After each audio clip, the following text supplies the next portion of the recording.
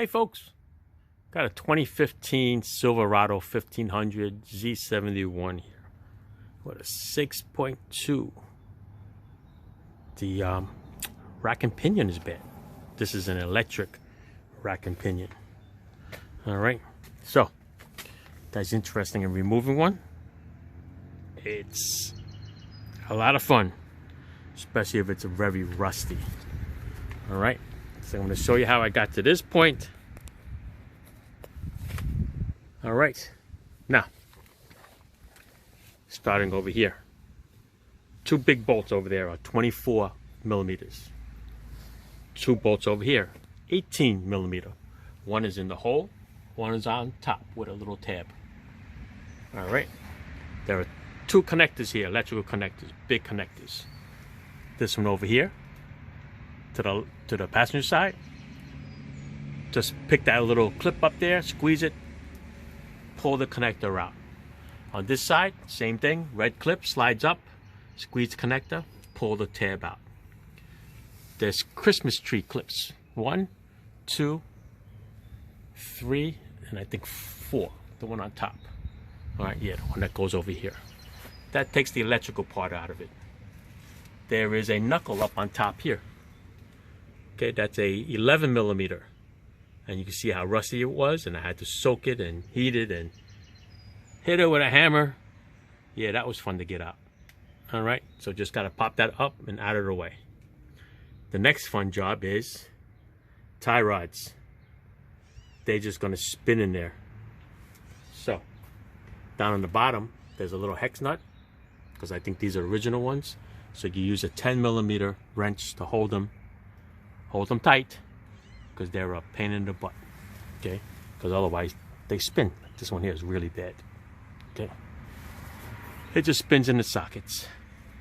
All right, so you know what the next fun job is. Everybody knows, taking the tie rods off of the inner tie rods.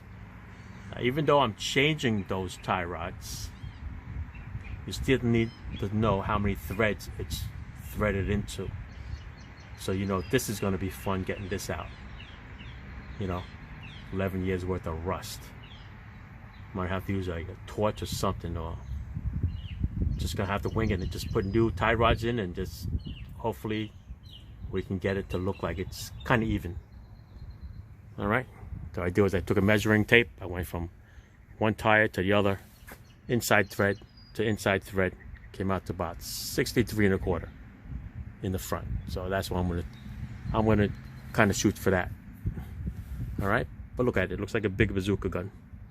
All right, so now it's stuck right here. I'm going to angle it out, get that one through the control arm, and then that one out the other side of the control arm, and see what we can do. All right, the new one is from AutoZone. It's about $1,600. Got a $900 core charge. Yowza. All right, that's it. The rest, you just got to put it all back together, people. 4 bolts, tie rods, adjust them. 4 bolts, torque everything to specs. Put the knuckle back in there, which should be fun. And that's it. All right. Ciao. Thanks for watching.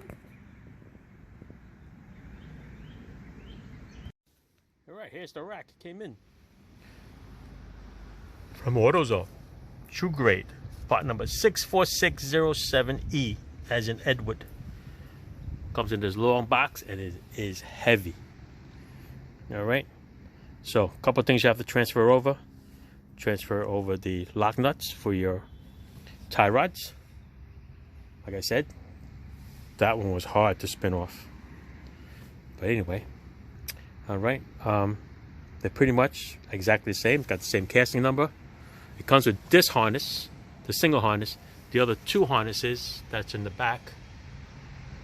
That one, the bigger one, which is this. You have to transfer it over. So there's a little Christmas tree plug here. Pop that out, and then unclip those with the little red lock tabs, and plug and play. Other than that, it looks exactly the same. All right, put it in the same direction, so it'll be a little bit easier to go back in. You're not farting around with that joint. All right, that's it. Put the tie rods in, spin them. This one was 19 turns. This one was 21 turns. And then you got to get a wheel alignment. All right. So that's it. Plug and play. See what happens. Thanks for watching.